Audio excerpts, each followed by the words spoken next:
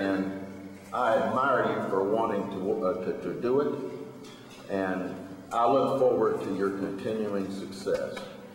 And I would like to administer the oath of office for the city of Huntington. For the city of Huntington. To the best of my knowledge, skill, and judgment.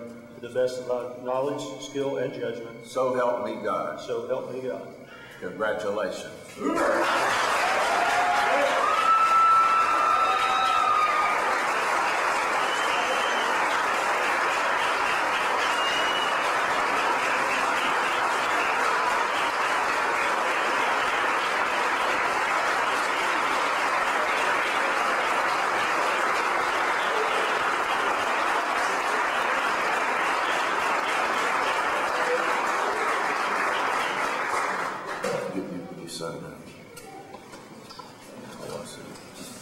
He didn't bring a pen. I'm just going to keep this one. Okay.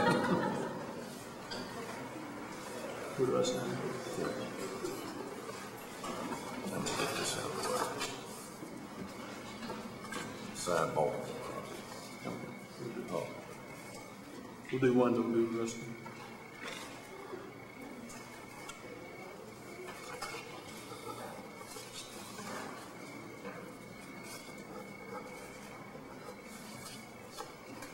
I like this pen, by the way. You may engrave it.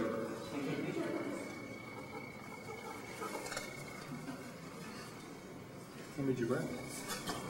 I've brought enough.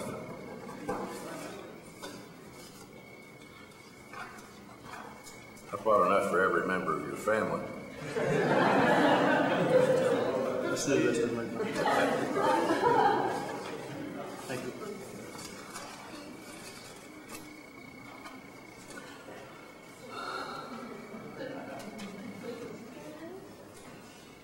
This is a good day.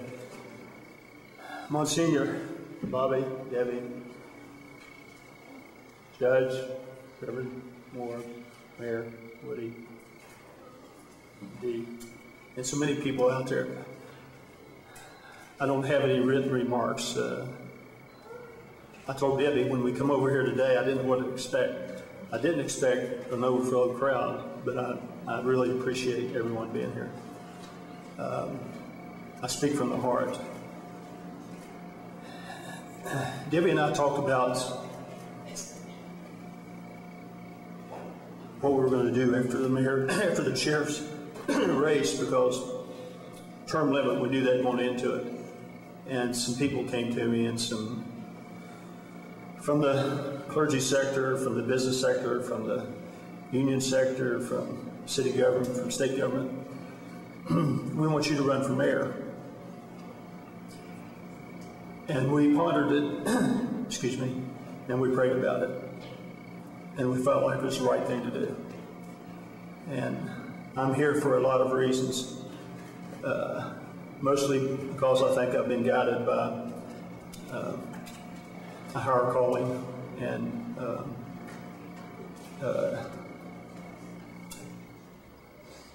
I mentioned to Reverend Moore, we were at his church, Chief Holbrook and I were, and they asked me to come up and speak just impromptu.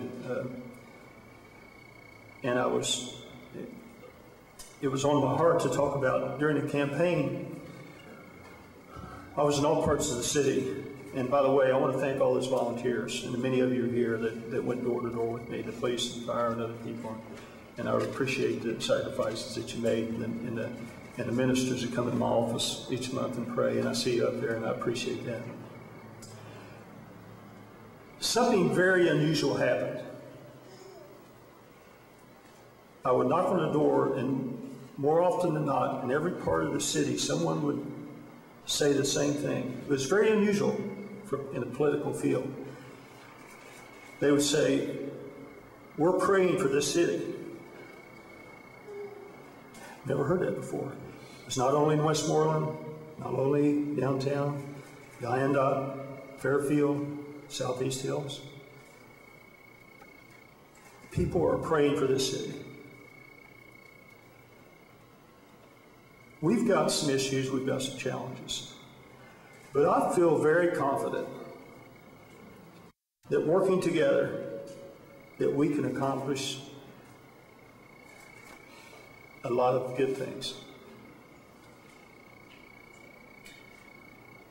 One reason I invited Judge Egner to come is we never saw eye to eye all the time with the county government when he's a county commissioner, but we had respect for each other. And when we walked out of the courthouse, we were friends. Now, we would battle sometimes in county commissions meetings.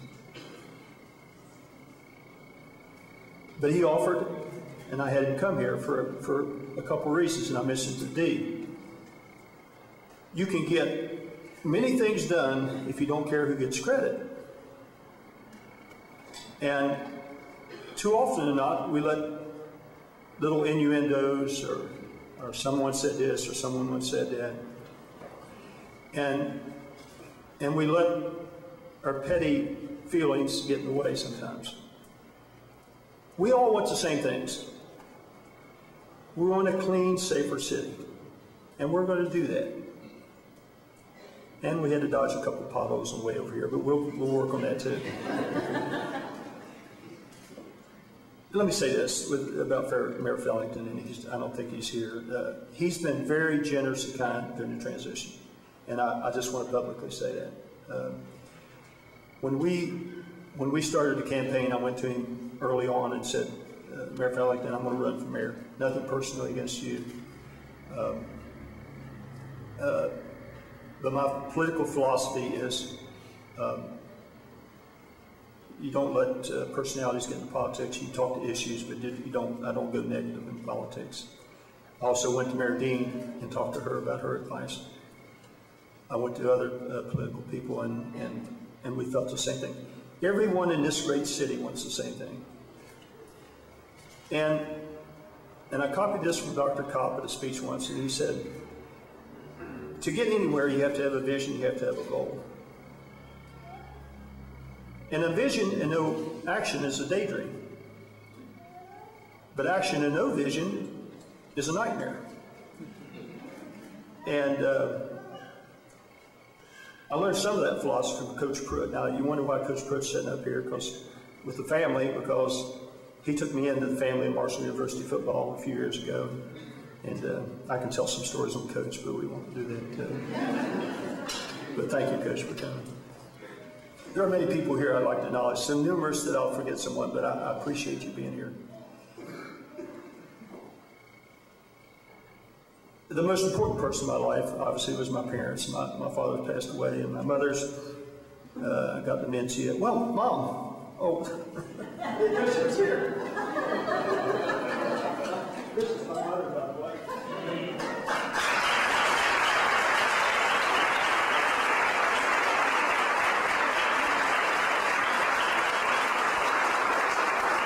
That's a surprise. I didn't think she was going to be here. And let me rest just a minute. When my brother and I were talking about, because my dad passed away, and my brother and I, when Mom's got some health issues, and he looked at me and he said, do you ever remember Mom's sleeping?